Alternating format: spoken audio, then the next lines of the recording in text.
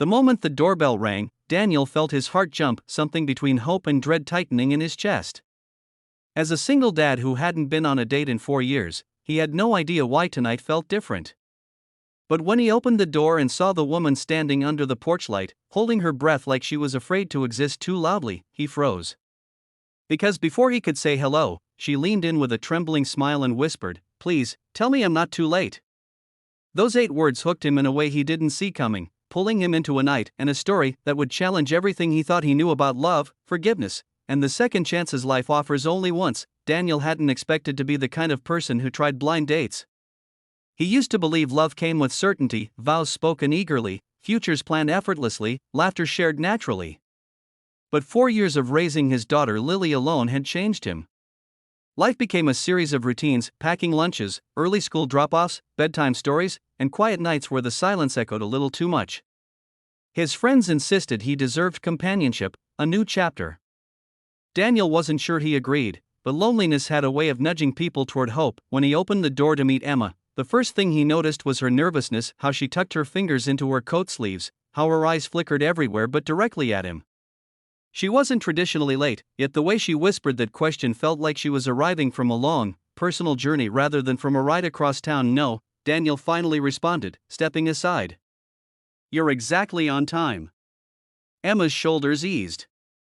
She entered the house slowly, like she was afraid she might break something, not the furniture, but the fragile sense of possibility filling the air. Daniel had cleaned everything twice, lit a scented candle he hoped wasn't too strong, and prepared tea because coffee after 7 p.m. felt like a risk. And though he tried to act composed, his heart was pounding with the awkwardness of rediscovery. Lily peeked from the hallway, eyes bright and curious. "Hi," she said in the sweet, bold way only a 7-year-old could. Emma knelt instinctively to Lily's height. "Hi," she whispered warmly. "I love your socks." They were mismatched cat socks, Lily's trademark. Her giggle filled the room like a small bell. Daniel watched the moment unfold with surprise. He'd dated before, well, attempted to, but none of the women ever knew how to talk to his daughter without turning it into an interview. Emma didn't force herself. She simply connected. When Lily went back to her room, Daniel and Emma sat across from each other at the small kitchen table. The first few minutes were clumsy, accidental eye contact, soft laughter at nothing, both of them waiting for the other to speak first, but then the conversation began to flow slowly at first, then gradually like a river finding its rhythm.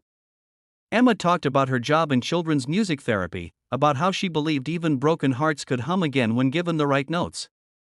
Daniel shared stories about Lily, her stubbornness, her humor, her intelligence that sometimes scared him. They spoke about losses they rarely mentioned to anyone else. Daniel told her about his wife's sudden passing, a memory that still lived in the corners of his house.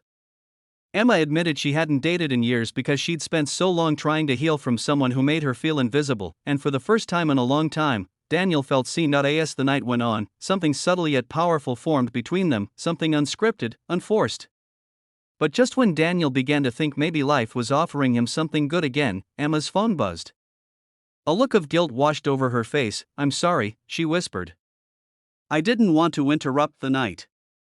But I have to say goodnight, sooner than I wanted." She hesitated, struggling with a choice that seemed painful. Then she added quietly, "There's something I haven't told you yet." Daniel waited, bracing himself. Emma swallowed. "I almost didn't come tonight. Because I'm legally blind in one eye and losing vision in the other. And I've been scared someone might see that as a burden." For a moment, the room went still, so still Daniel could hear the soft hum of the refrigerator and the faint heartbeat of fear inside her confession. She wasn't asking for pity. She was offering vulnerability, and he admired her for it. Before he could respond, Lily returned with a drawing she'd made during the date, a picture of 3 stick figures holding hands. She held it out proudly.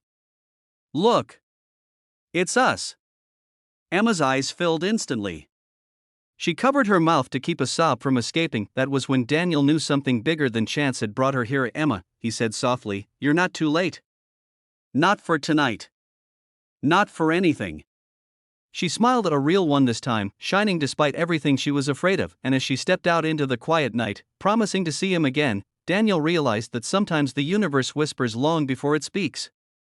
And when it does speak, you'd better listen. But the true test of their hearts and what that whispered question truly meant was still waiting in the next chapter. The next chapter begins with a hook that pulls the viewers deeper. The night after their first date, Daniel couldn't sleep. Not because he felt uncertain, but because something told him life was about to change, and he was right. The following morning, while preparing breakfast for Lily, his phone buzzed with a message that made his hands shake. It was from Emma, and the first line read, "I need to tell you the truth before we see each other again. Something happened last night after I left your house." Daniel stopped breathing for a second, staring at the message like it held the power to rewrite everything.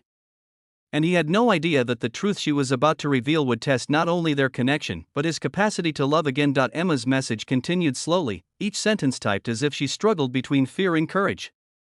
She explained that her worsening vision was accelerating faster than doctors expected.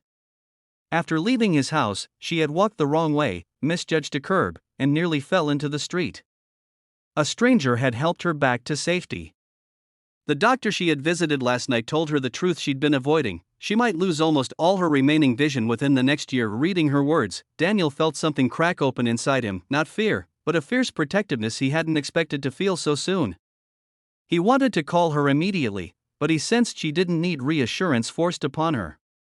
She needed acceptance, not of her condition, but as a woman still deserving of love. When they met again later that day, Emma stood with her back to him, shoulders trembling as if she were ready for him to end whatever had barely begun. But Daniel walked toward her gently, like approaching something fragile yet priceless. When she turned around, her eyes were filled with worry. "You don't have to stay," she whispered. "It's okay if you want your life to be easier than this." But Daniel shook his head. "Emma, I didn't fall for the idea of you. I fell for your courage. For your gentleness. For how you talked to my daughter. For how you show up in the world even when it scares you." Tears slipped down her cheeks. She hadn't realized how much she needed to hear that. Over the next weeks, they learned to navigate the uncertainty together. Emma visited often, helping Lily with music homework, learning the layout of the house so she could move confidently.